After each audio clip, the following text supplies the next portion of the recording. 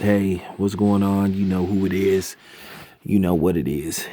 Let's have a talk about biopics, about so called based on true stories. Uh, after seeing that Madam C.J. Walker movie, that movie gave me a bad taste. I'm disappointed in the people that made it.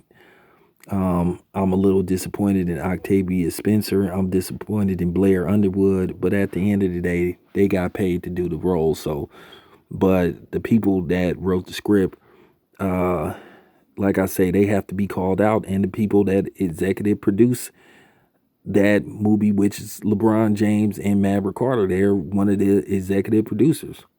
Like I said, you LeBron sexuals, y'all gonna have to accept the fact that LeBron got to be careful once again what he put his name on. And that's just real talk. But now I understand completely why there are certain films that I'm glad haven't came to light. There's been a biofilm about Rick James that's been in the making. Um, I understand now why they haven't been allowed to make an Emmett Till movie. I know there's been television shows or, documentaries made about it, hinting that they wanted to make an actual full-fledged film. Then I understand why now Martin Luther King's children didn't let Oliver Stone make a biopic about him, and then Marvin Gaye's children. Now I understand why they sued, Robin Thicke and Pharrell over that Blurred Line song. And I know why they have been protected over a biopic, you know, uh, portraying the life of Marvin Gaye. Now, keep in mind, a Marvin Gaye film has been in the work for years. And basically, there have been quite a few people that have been attached to the project. But Marvin Gaye's kids have said, hey, um, before we let any movie be made about our father, we want to make sure it has, basically, they want control over everything. They want to oversee the project, and I don't blame them. Because if you want to film did about your father, such as Martin Luther King's children, because keep in mind, Oliver Stone wanted to make a Martin Luther King movie, but basically he wanted to basically focus on Martin Luther King's alleged extramarital affairs. He wanted to make that the main focus of the movie instead about what he accomplished and what he did to his untimely death in 1968. That's what he wanted to focus on. And basically, they was like, uh-uh. And of course, Oliver Stone has been pissed about it ever since.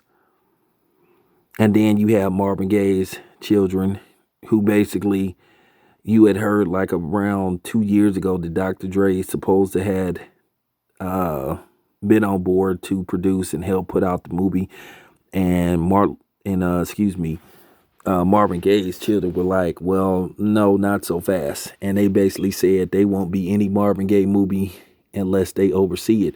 Because at the end of the day, you got to watch these filmmakers because they will try to put something in there that don't have nothing to do with the person's life, or the movie will just be completely inaccurate. Now, I seen the Straight Outta Compton movie. I pretty much know the story. I say the Straight Outta Compton movie was, uh, I say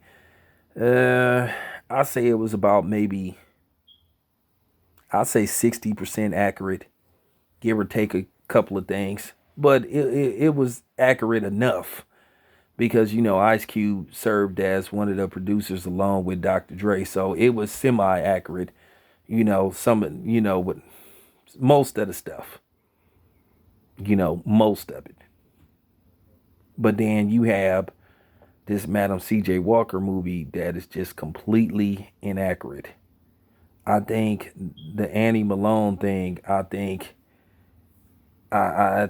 that's kind of like was like the boiling point, the tip over, because when they went and hired a light skinned woman to play, Madam C.J. Walker's adversary, and then at the end of the day, they wasn't like enemies like they made it out in the movie. They did clash over financial differences, but it wasn't like she was following her around from town to town like they portrayed in the movie. And they're also saying that Madam C.J. Walker's daughter was not a lesbian played by Tiffany Haddish. So they say that's inaccurate as well. So, you know, it is what it is. So, like I said, I understand and side with Marvin Gaye's children completely why they don't want just anybody making a film about their father. They'll fuck around and acquire the rights, some production company or film studio, and then they'll just make up some shit and put some shit in there that don't have nothing to do with the person that they're making a biopic about, and they'll just do it for dramatic purposes, just to add some so-called spice to it. You know what I'm saying? Like, I'll give you an example.